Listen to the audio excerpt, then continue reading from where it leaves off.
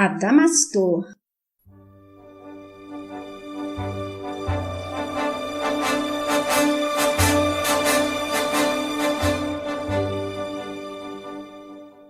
Ícaro redimido.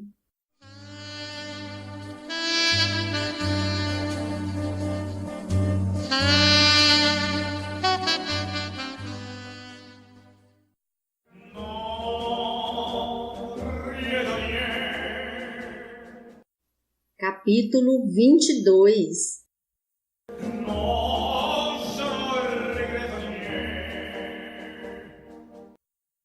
Em busca de soluções.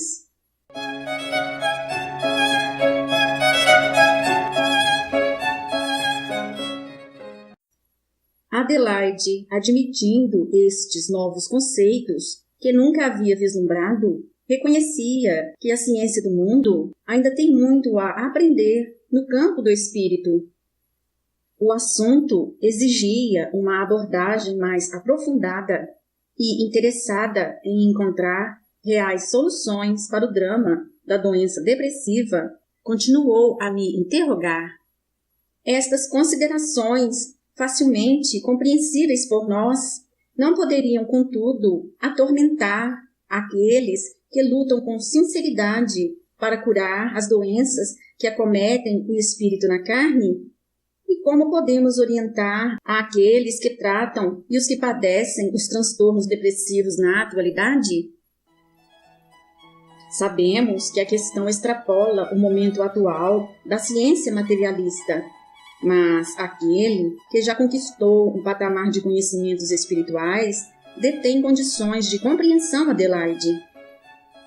Os que sofrem depressão ou mesmo outras perturbações mentais deveriam tolerar ao máximo as pequenas e suportáveis doenças superficiais que lhes apareçam, sem se arvorarem e estancá-las com excessiva carga de medicamentos supressores, pois seguramente são correntes de drenagens de seus males principais e lhes trarão benefícios para a alma enferma. A extração de patologias hipertróficas do corpo, como os tumores benignos, simplesmente porque estão presentes, deveria deixar também de ser um hábito tão frequente na medicina humana. Essas patologias, produzidas pelo desvio das energias hiperegóticas, deveriam ser toleradas ao máximo, pois representam um esforço curativo da mente, que expurga de sua intimidade sua própria morbidez, fazendo-a consumir-se na carne. Se reprimidas apressadamente, poderão induzir a novas construções hipertróficas, ou farão refluir o desequilíbrio para o interior, intensificando a hiperpsiquia, com o consequente aprofundamento de seu potencial lesivo, aumentando posteriormente o rebote hipopsíquico, ou seja, o distúrbio depressivo que no futuro se instalará por força da lei de compensação energética será agravado. Por tudo isto, podemos então perceber com clareza que, como regra geral, quanto mais o homem encarnado tolerar seus males físicos, menos irá padecer os transtornos de sua mente. Nosso consolo baseia-se, entre mentes, no fato de que muitos pensadores estão reencarnados na atualidade com essa finalidade, e várias escolas médicas na Terra, consideradas ainda alternativas, já caminham a passos largos para estas conclusões. Em breve, elas serão reconhecidas pelo pesquisador terreno, imbuído dos melhores propósitos em solver os males humanos.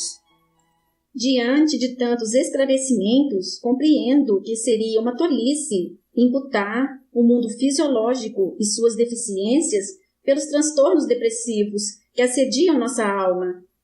No entanto, recordo-me de que a medicina terrena demonstra com evidência que a deficiência de substâncias neuroquímicas e doenças orgânicas, as mais diversas, produzem as alterações psicopatológicas sob nossa análise, parecendo demonstrar que elas se assentam em uma base puramente material, embora não se negue a importância dos traumas psicológicos em sua etiologia. Como compreender estas deduções, fato inegável, principalmente diante da evidência dos efeitos benéficos dos psicofármacos?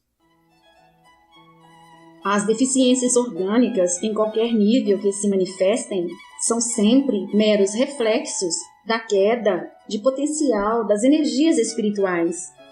Verdade para nós incontestável diante da realidade em que vivemos. É de fácil compreensão que a depressão dos neurotransmissores, as cerebrinas, imputadas como a causa primária da enfermidade depressiva, comparece como consequência natural da hipopsiquia que atinge todos os departamentos da vida mental e física.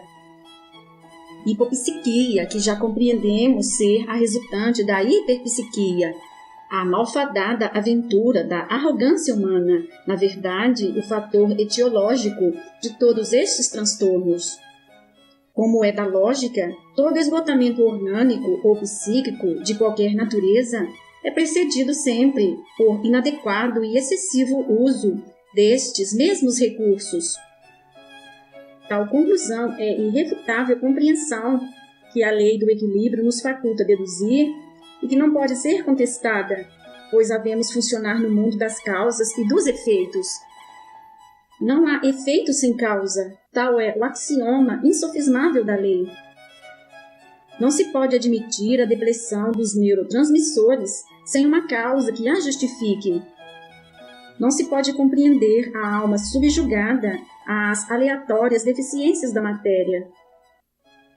Somente um raciocínio puramente materialista pode vindicar tais improcedentes e pueris hipóteses, conclusões precipitadas, próprias daqueles que não são capazes de admitir a vida como um produto do espírito. A incompreensão de que o homem, ao renascer na Terra, traz consigo o reflexo dos abusos do passado, impossibilita ao estudioso sincero a visão das reais causas das enfermidades em qualquer nível em que se manifestem. Como vimos, a doença é sempre efeito, nunca causa de nossas dores. Costumamos raciocinar como o bem que corre até a exaustão e depois imputa às dores do cansaço a sua impossibilidade de continuar correndo. A falha é anterior e está no abuso que levou ao esgotamento das forças, evidentemente. Devemos sempre buscar o erro nos excessos de toda natureza que empreendemos na aventura da vida e não em nossas carências, sempre as consequências. O excesso leva ao dano, que depois passa a exercer o impedimento natural ao prosseguimento dos exageros, por imperiosa necessidade de reequilíbrio e não mero obstáculo ao nosso desenvolvimento. O orgulho nos leva a acreditar, contudo, que a doença é o obstáculo injustificável à continuidade de nossas loucas aventuras, pois encontrar explicações fora do âmbito de nossos próprios erros agrada-nos sobremaneira e abona nossas deficiências perante os companheiros de jornada, eximindo-nos da responsabilidade pelos fracassos. Erroneamente, o dano passa a ser visto como o agente causador de nossos males, compreendo. Não conseguimos ver que o abuso está na raiz de todas as nossas carências, frutos de nossos egoísticos anseios. Somos o exato produto de nossa própria corruptela, e toda dor é corretiva. Disso não podemos abrir mão, pois somos filhos de um Pai que é amor e habitamos uma lei perfeita.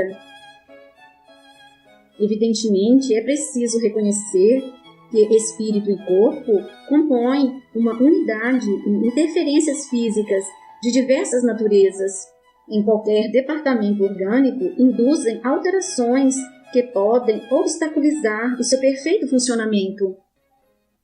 Este fato leva o pesquisador materialista a interpretar equivocadamente que a função é produzida pelo órgão, enquanto que, na realidade, a função é ato do espírito e a perda do órgão não implica seu dano, mas apenas na inutilização dos meios para sua realização. Evidentemente, o espírito, destituído da integridade de seu ferramental orgânico, não pode se manifestar adequadamente, assim como um músico não consegue executar sua arte com instrumentos danificados. Se interferirmos no metabolismo dos neurotransmissores, impondo meios químicos que atenuem ou acentuem suas ações, importantes efeitos se farão refletir na mente. Mas isso não pressupõe que determinadas funções mentais sejam desempenhadas por tais substâncias, o que fere a lógica da vida. O espírito, no exercício das funções psíquicas, serve-se destas delicadas substâncias para se manifestar, e sem que atuem corretamente, não pode se expressar como deseja. Portanto, a interferência da neuroquímica não pode curar a mente, assim como não se endireita o músico agindo em seu instrumento. São capazes apenas de interferência fugaz nos mecanismos bioquímicos que sustentam a tela mental, e não na fonte do desequilíbrio que reside no espírito. O homem, contudo, se deixa embalar pelo sonho vão de que basta ingerir pílulas para que milagrosamente se cure. Doce ilusão, a vida, com sua sabedoria, continuará incidindo com suas dores, até que o ser conquiste o próprio equilíbrio. Não nos iludamos, Adelaide, a depressão das celebrinas se segue ao seu uso exagerado, assim como a degeneração da personalidade é sempre consequência de sua doentia supervalorização. Como entender a necessidade do emprego dos psicofármacos neste caso, Adamastor? Justifica-se a interferência química no intricado metabolismo das células neuronais tão em moda na Terra?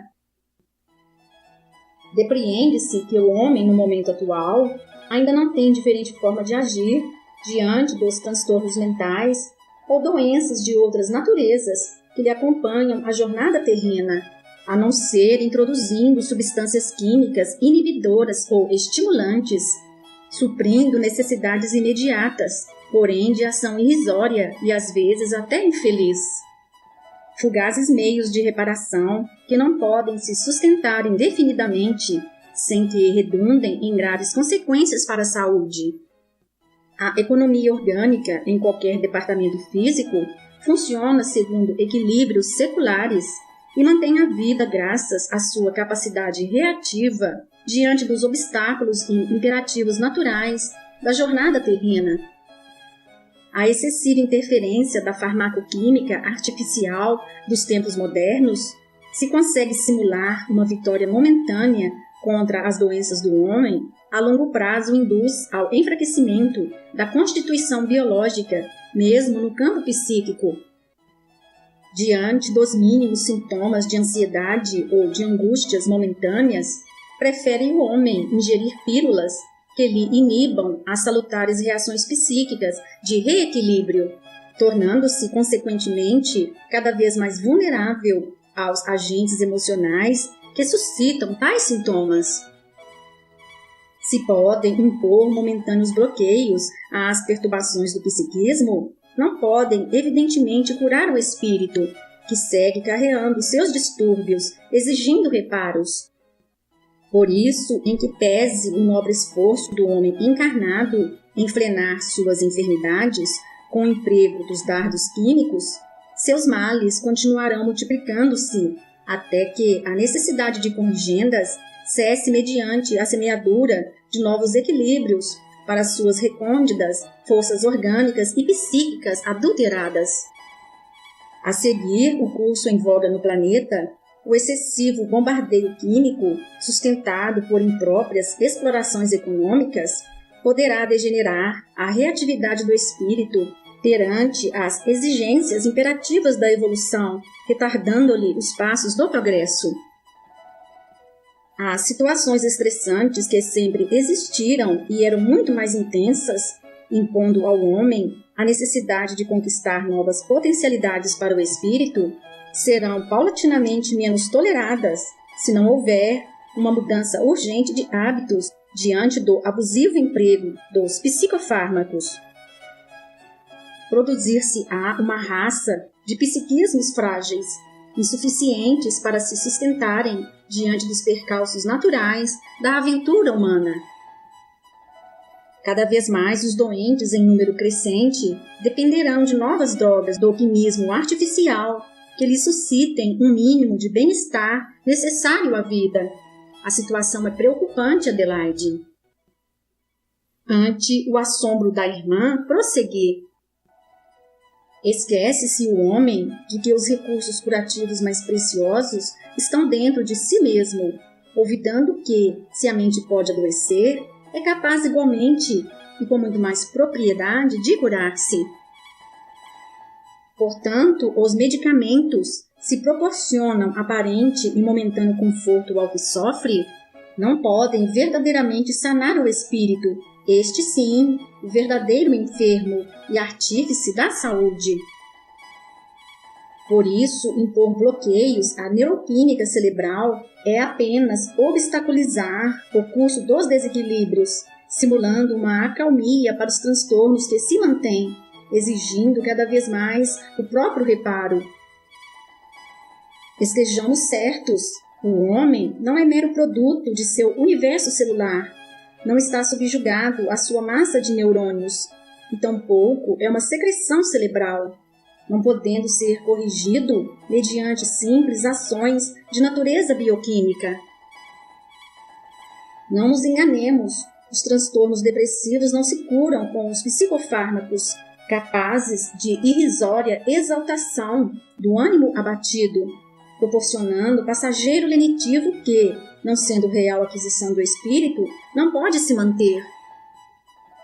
O homem está sempre disposto a violar toda a lei de equilíbrio e depois se ilude com o fato de que basta ingerir pílulas para acalmar as reações livremente semeadas.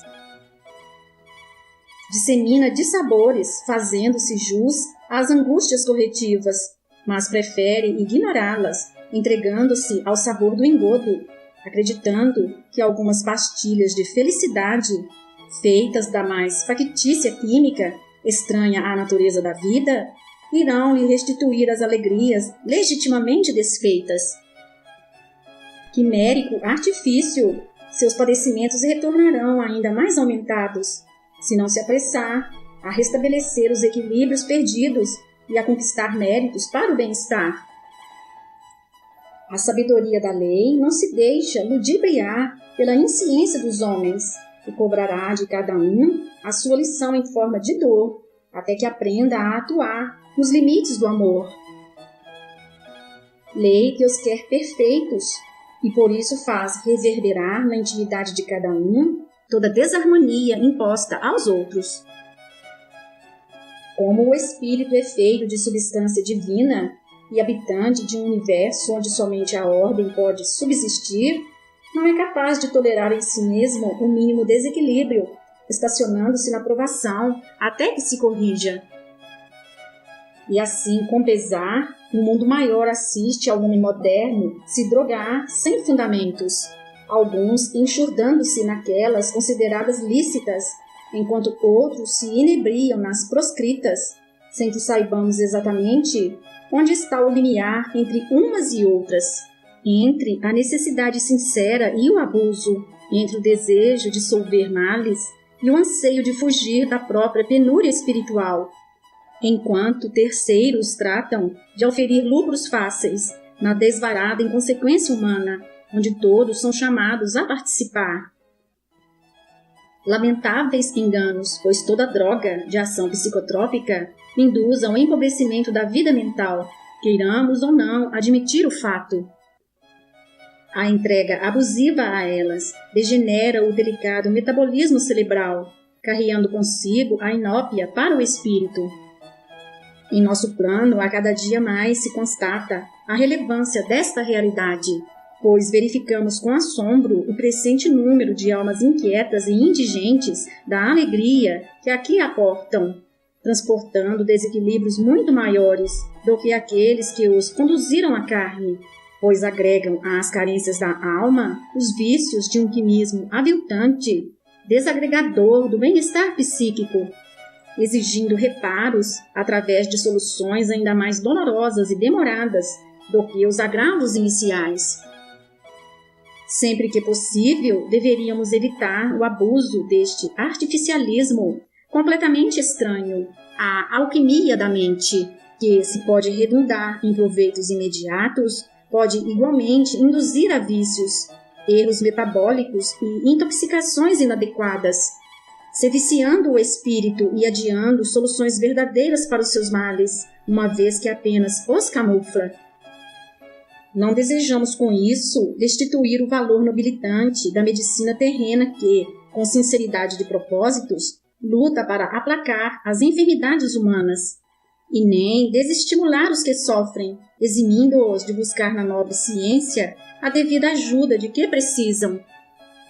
Justifica-se o uso dos medicamentos, portanto, se não tem o homem ainda outra atitude a tomar, mas que os utilize dentro dos limites do bom senso, usando-os o mínimo possível e não se cercando deles, como se fossem os únicos e indispensáveis recursos, menosprezando as reais necessidades do espírito.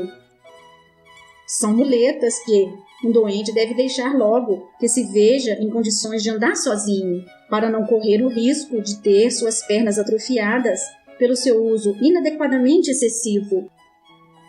Sua situação depois se tornará muito mais penosa, transformando-se em um mal o que era apenas um meio.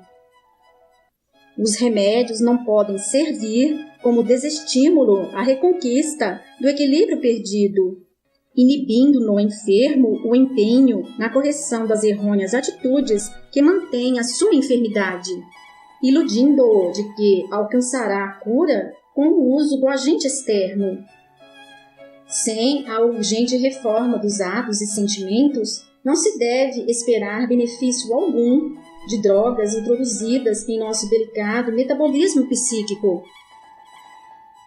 Nosso remédio mais urgente é a evangelização das condutas moralmente impróprias, responsáveis pela semeadura de todos os nossos males. Fim da primeira parte.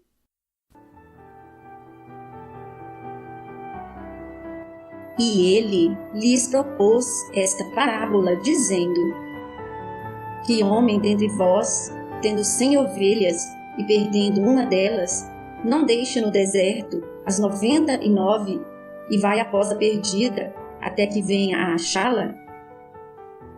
E achando-a, a põe sobre os seus ombros jubiloso. E chegando a casa, convoca os amigos e vizinhos, dizendo-lhes: Alegrai-vos comigo, porque já achei a minha ovelha perdida.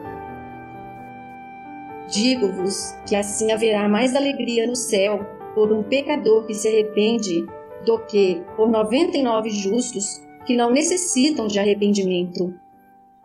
Lucas 15, versículos de 3 a 7.